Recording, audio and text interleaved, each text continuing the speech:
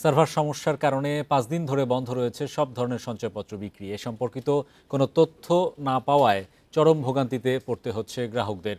গেল মঙ্গলবার থেকে সঞ্চয়পত্রের লেনদেন করতে পারছেন না গ্রাহকরা, এমনকি কোনো ধরনের মুনাফা তুলতে পারছেন না তারা।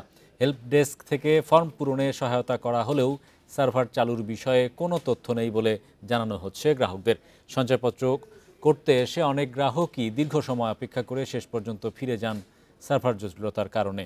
তবে অধিদপ্তর বলছে সফটওয়্যারের আপগ্রেডেশনের কাজ চলমান রয়েছে, দ্রুত লেনদেন চালু হবে বলেও জানিয়েছে সংস্থাটি।